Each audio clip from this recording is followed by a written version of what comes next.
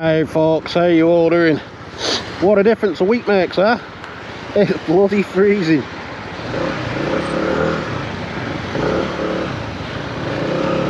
It really is. It was so warm last week.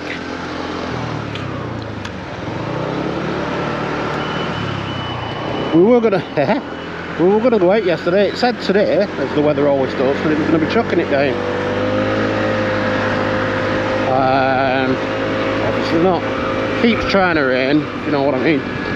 12 degrees Celsius, lovely. I forgot to mention as well, when I was doing the review on this last week, adjustable front screen.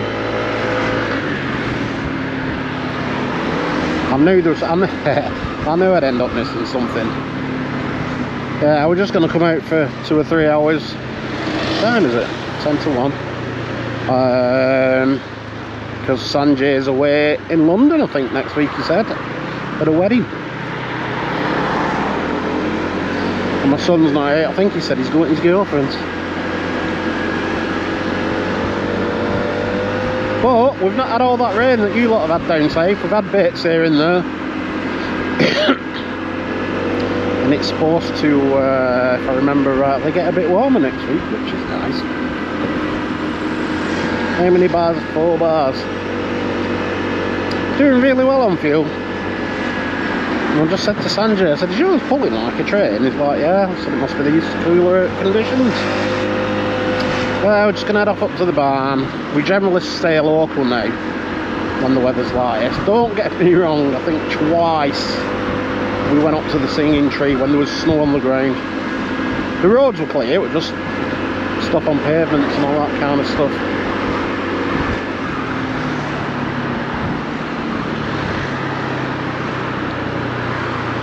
Ah, an old MR2. They should bring that back. And that gym there, that's, what the hell is that? Swift Dental? No way. Turned into a dentist! No way! Bloody hell, that's big. That's mad, that. And I want... it looks like... I won't mind, I passed here earlier, because I came through this way to meet Sanjay. Didn't notice. How unobservant of me.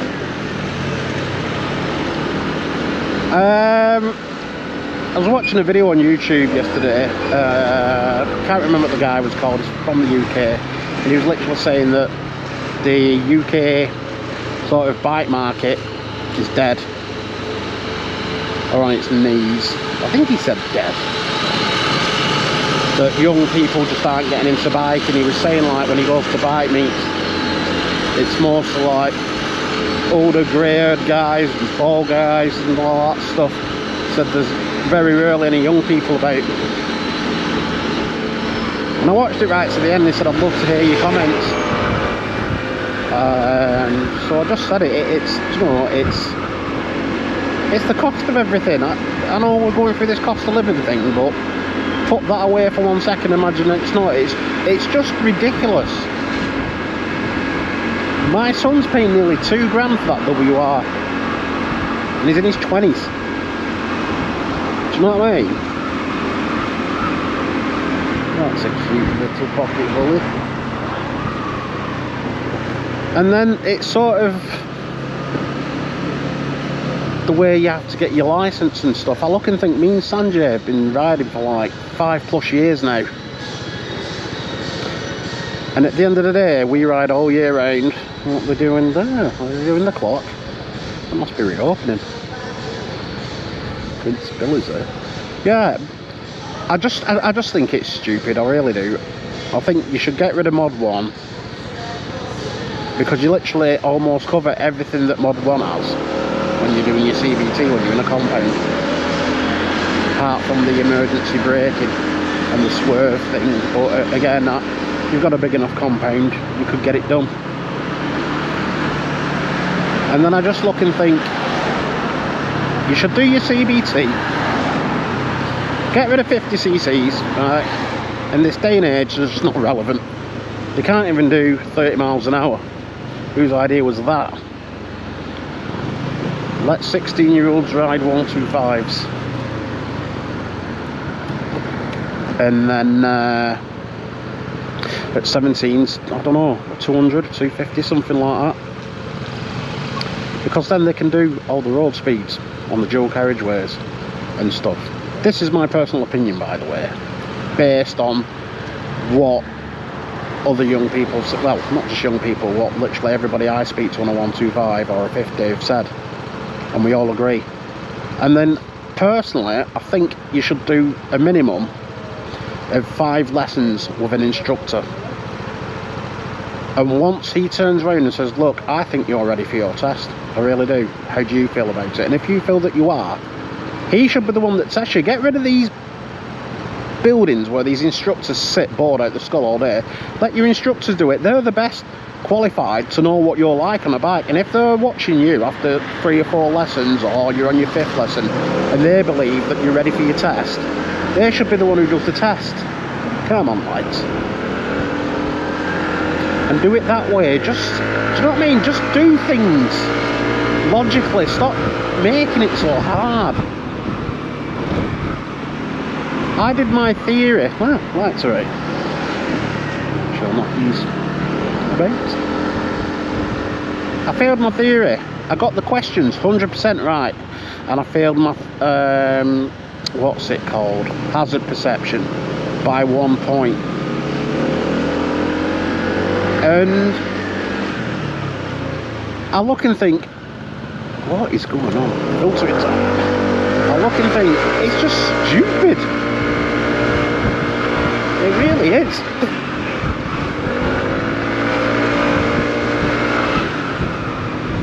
It's absolutely ridiculous the way things are set up. What are you doing in the middle of the bloody road?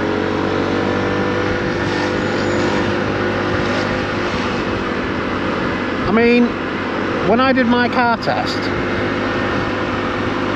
I think I did 10 lessons, and my instructor said, I think you're ready. And I went to the, I'll tell you honestly, this is the honest truth, and I went to the test centre, and I went on my test, and then we pulled up. This is about the theory part, okay? I didn't read a book, the highway code. I read bits of it, and then he sat there, and he had a flip chart, and go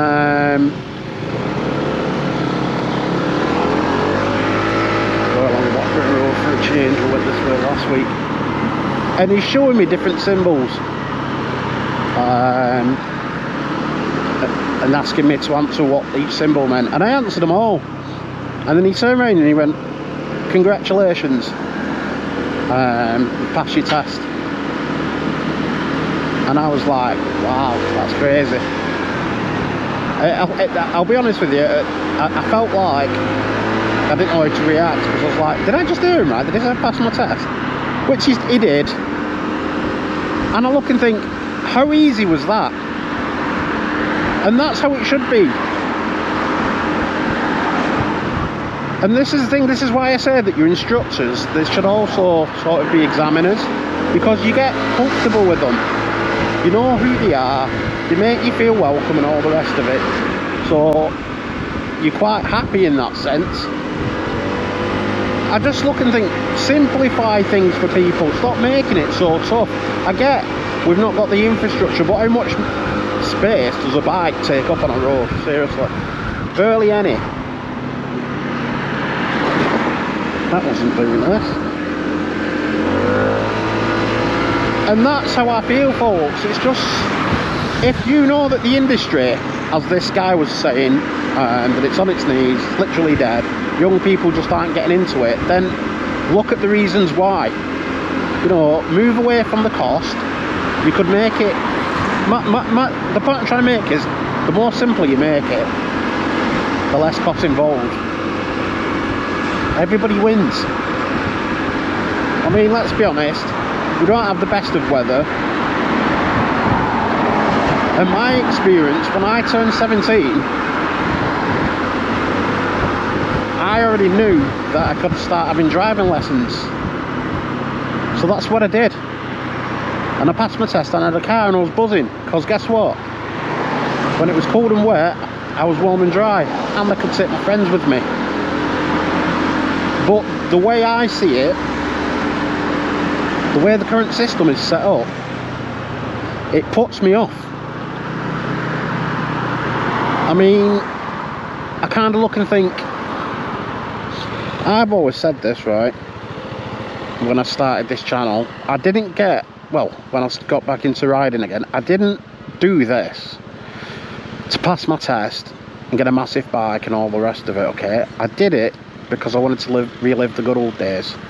And I was lucky at the time when I did that, Sanjay, who, you know, we've both known each other since we were little kids, had the same bike as I did. And I've never looked back. But the idea of doing my test the way I've put it across, I'd do it. I'm going to do it tomorrow. I'd ring, go do my CBTs. I said, listen, I want to go down the route of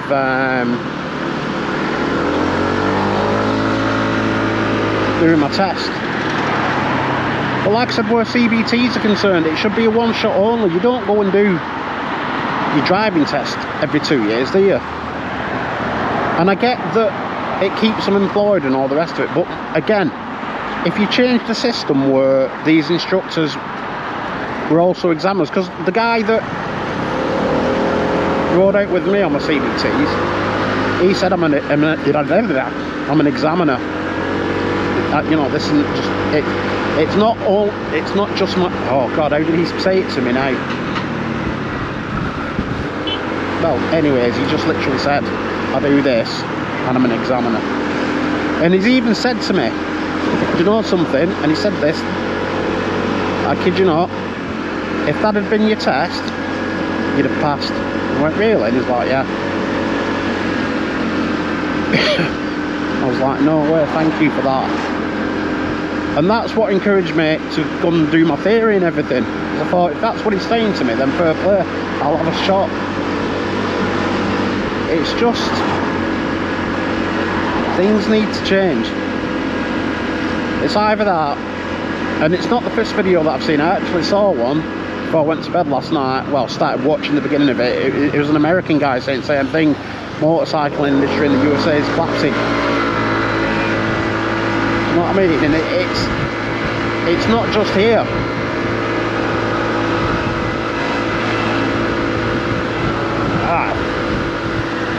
Banged up. And I'd love to hear your take on it. I know there'll be some people out there who know we disagree, and I like that. Not everybody thinks alike. But I'm saying it from my perspective and other people I've spoken to. I mean, I'm quite happy on a 125. I ride this socially. You know, to meet up with whoever, ride with whoever, and just have it as something for me. I don't do any other hobbies or anything like that. And that's how I am. And like I said, I'm quite comfortable on it. But it does irritate me that every 2 years. And I've even spoke to other people that ride 125s, and they've said the same thing, like, we agree with you. And this is the thing.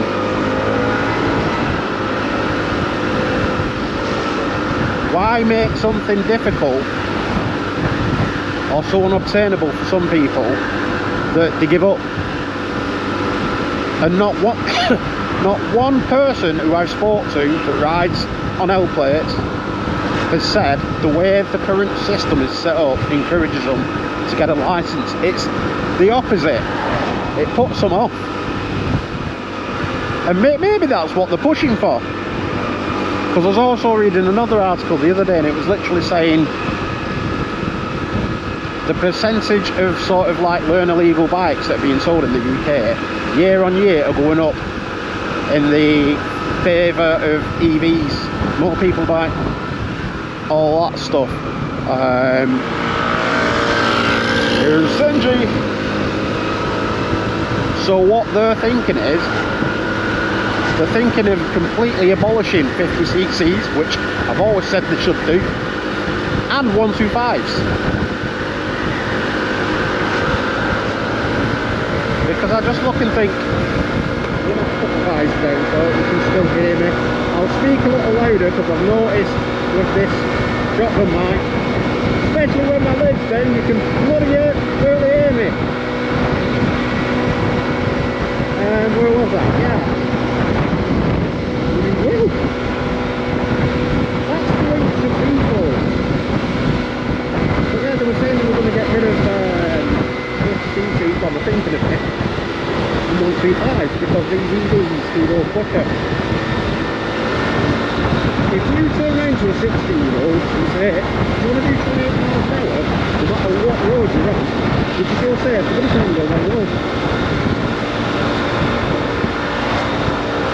Simple as. And yes, there probably would be a few more accidents and stuff like that because they're so inexperienced. I understand that, but I think people just really need to change. It really does, it's ridiculous. And I'm not saying it's great, it benefits me. As I said, I'm quite happy with 125. It's fun. So, for those who don't want assistance with it, honestly, you need to lobby your MPs. This is from the UK, and like I said, there's evidence pointing that this is the case. Young people just don't bother, and I understand why. It's there's a guy I watch, brilliant YouTuber, go across and subscribe to the channel for. He lives in Romania, I think, called Ride with Alex. Absolutely love his channel to bits. In Romania, guess what they've just done?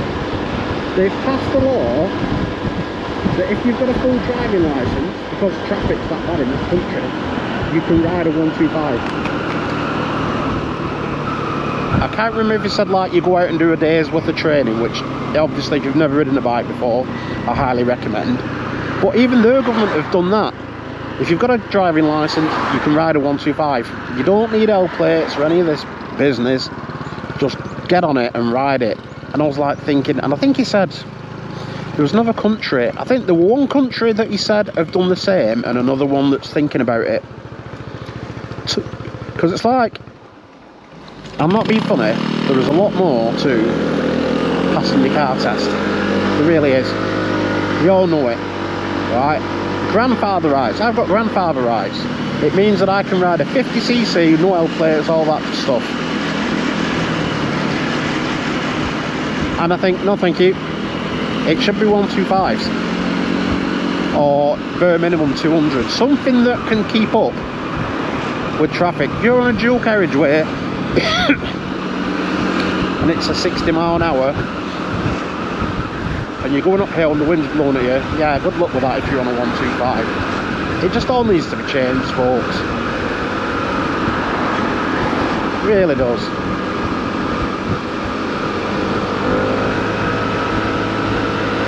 And like I said, if people from different parts of the world are saying the same thing, that this sort of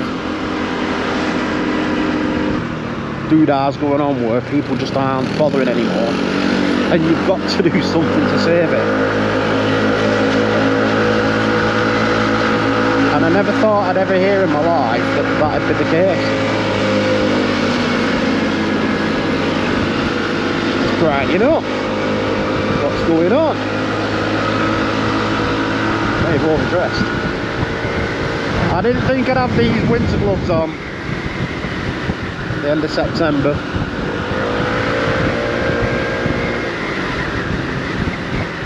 What how good these gloves are actually.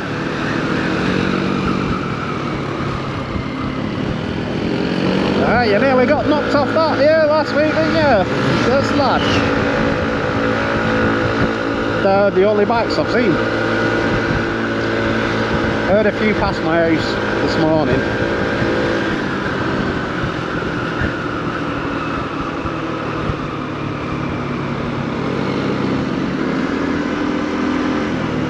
What's my mileage? 820.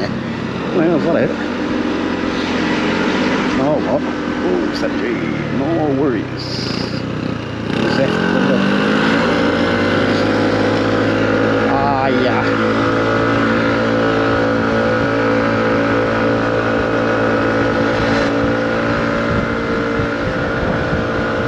I can't believe this changing weather.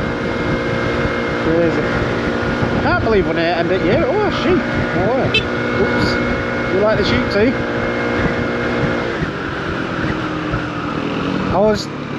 I've got a friend called Joyce, and I think she's in the late 60s, early 70s.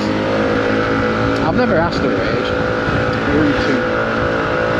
And I was saying, like January and February and March of this year just seemed to drag for me, and she said the same thing, but this past 7 months, wow! 7 months, 6 months, it's just really flown by.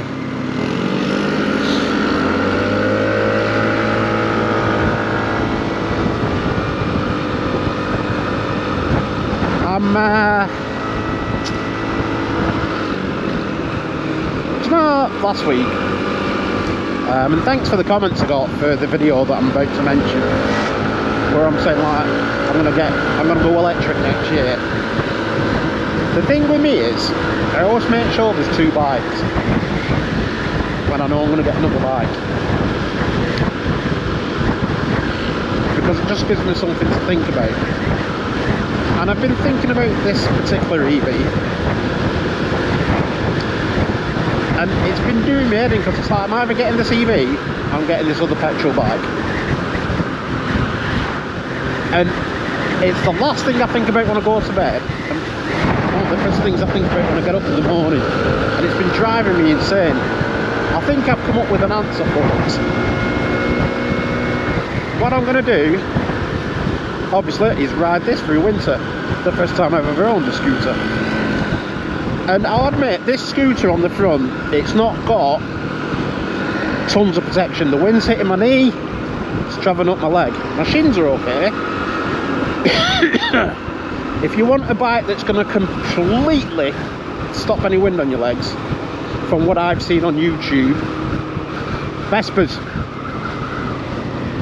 You know the bikes where they don't have this tunnel where your fuel tank is? Those types of bikes. Yeah. If you're riding all year round. But where am I heading with this? I've not a clue. But yeah, this one of them's I don't want to give it away. I don't like giving away what bike I'm thinking of getting. Bikes, that is. Why is this road so bumpy? I'm actually feeling warmth off the sun. I don't believe it. So, anyways, as I said, I think I've found a solution to my dilemma, and that is obviously I'm going to ride this through winter, because the electric bike has no protection. It's technically a naked, and I've ridden a naked on the TNT, and I know how cold I got on that bike through winter. But having said that, I still enjoyed it. So yeah, that is what I'm going to do, folks. Obviously, I'm doing the winter thing on this, and I'm going to let that make my mind up. Because technically, it's really cold. It's now 11 degrees, because we're up here. My feet are fine. A little chilly, I admit, but they're fine. They're not exposed in the wind like they would be on a naked. And whilst I'm whinging about everything, me and Sanjay were talking yesterday about services on these. Now, I don't know how you're going to take this.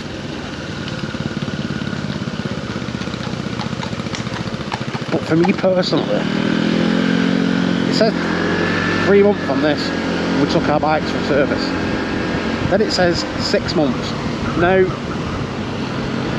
do they mean 6 months after the 3 months, which I highly doubt? I'm going to presume what I read is a time scale, continuous. Technically, we're supposed to take this bike at 3 months, which we did. Then 3 months after that, so we're at the 6 month mark since we bought them, Then another 3 months after that. So that's 9 months from when we bought them, and then at 12 months. Now, they charge us 90 odd quid for the service, okay? Are you telling me you have to pay almost £400 and have these little 125s serviced 4 times in a year, and then after that it says once a year? Don't think so. We were going to take them sort of in the next couple of weeks, but we were speaking and I've done cheers buddy, I've done since I bought this, not since I bought this, sorry, since I went for a service, about 200 miles if that. So you're telling me, because I'm in my 6th month, that after 823 miles I need a second service on this bike? And then another one, why do I do that? It's in my own helmet. And then another one in December. And then another one in March. I think somebody's trying to yank our chain there. And they say, oh yeah, it's to keep the warranty intact. And it's like, well, I've never... Rev Bob, you sell these. Can you please let me know if that's the case, that these are supposed to go, if you watch this video, I really hope you do, that we're supposed to take these for a service 4 times in a year. And it's even on Lex Motor's website, I think, or have I read it wrong, that you have it at 3 months, which would take us to June, and then 6 months after that, which would be the end of the year. Oh. And then 9 months after that day. It just, to me, it looks like it's saying bring it at 3 months, 3 months later, then 3 months after that, and 3 months after that again. And I kind of look at that and think 4 services in a year. It's just been done 12 weeks ago, and I've done, like I said, about 200 miles roughly. I check the oil every time before I go out. It's silky smooth and golden. So yeah, you tell me. DJM.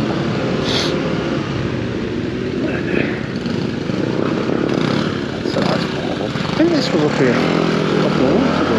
A little bit it was. Well, like this when we came up here last Saturday. Wow, yeah, there's a lot of bikers that aren't here. Before anybody starts, I'm not parking in the bay. Where's my doodah? There it is. I can't believe I've got to bring a drink out with me and I'm not paying their prices. Ooh, I like the white walls. I'm going to presume that's a Harley. Was that another WR? I think it is. Is it a 125 bro? I think it's not. No, I don't think it is. Got the same size as my son's. Oh, Honda XR as well. Is it an XR? I think it is. Right folks, I'm going to end it here. Thank you for listening to me whinge. I really do appreciate it. And as per usual and as always, take care of yourselves and each other. And we'll catch you in the next one. Bye night.